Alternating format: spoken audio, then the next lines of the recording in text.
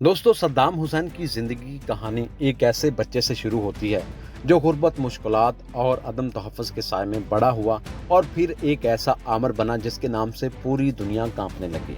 सद्दाम हुसैन 28 अप्रैल 1937 को इराक के शहर तुकरैत के करीब एक गांव में पैदा हुआ। उसका बचपन इंतहाई गुर्बत में गुजरा। वालिद का इंतकाल उसकी पैदाइश से पहले ही हो चुका था।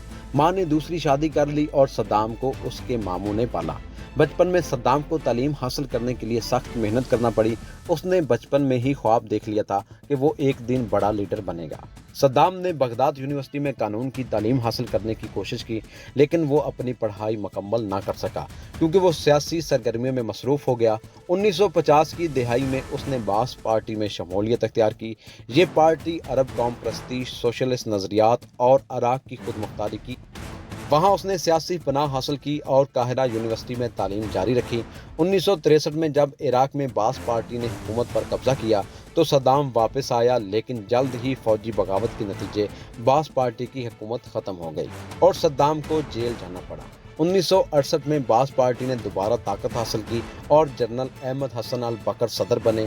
सद्दाम ने नायब सदर की हैसियत से हुकूमत के अंदर ताकतवर किरदार अदा करना शुरू किया। उसने खुफिया इदारों सद्दाम ने तालीम, सेहत और बुनियादी ढांचे में भी इस्लाहात की और इराक को तेल की आमदनी से खुशहाल बनाया।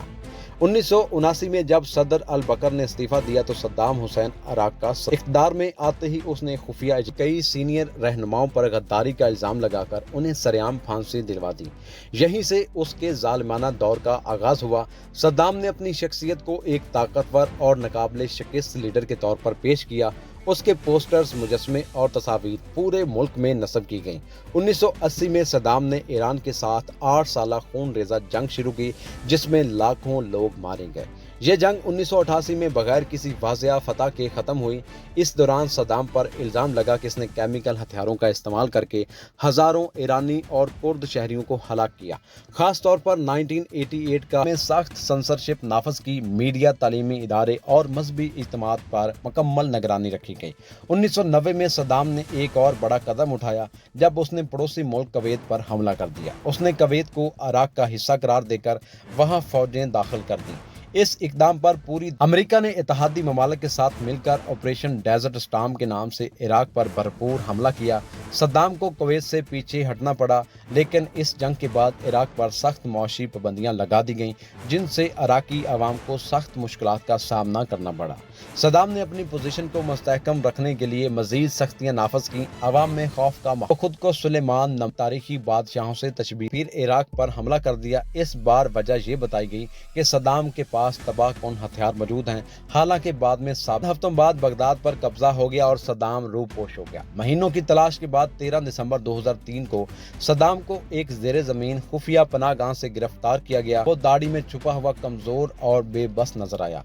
उसकी गिरफ्तारी की वीडियोज और तस्वीर दुनिया भर में फैल गईं। सद्दाम पर इंसानी हकूक की खिलाफ वर्जियों, नस्ल कशी, उस पर बगदाद में अदालत के अंदर मुकदमा चलाया गया जहां उसे अपनी सफाई पेश करने का मौका दिया गया, लेकिन उसने अदालत को मानने से इनकार किया।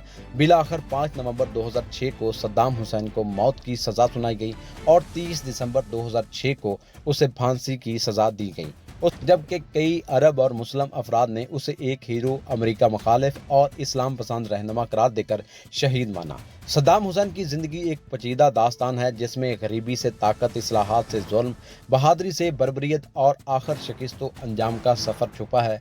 वो शख्स जिसने इराक को एक मजबूत रियासत बनाने की कोशिश की, उसने अपनी सख्त गिरी और इक़्तिदार की हवस के बायस अपने मुल्क को जंग, तबाही और तकसीम के दहाने पर ला खड़ा किया। आज भी इराक में लोग सद्दाम को मुख्तलिफ नज़रियात से याद करते हैं तो कुछ उसे इराक का आखिरी ताकतवर मुहाफ़िज़, लेकिन हकीकत यही है कि सद्दाम हुसैन एक ऐसा हुक्मरान था जिसकी ज़िंदगी न सिर्फ इराक बल्कि पूरे मशरिक़ वस्ता और आलमी सियासत पर गहरे नकूश छोड़ गई। दोस्तों, सद्दाम हुसैन के बारे में आपकी क्या राय है? कमेंट में ज़रूर बताइएगा। इसी तरह की मज़ीद इन्फॉर्मेशन से भरपूर वीडियोज़ को देखने के लिए मेरे इस चैनल को सब्सक्राइब जरूर कीजिएगा, वीडियो को लाइक शेयर कीजिएगा।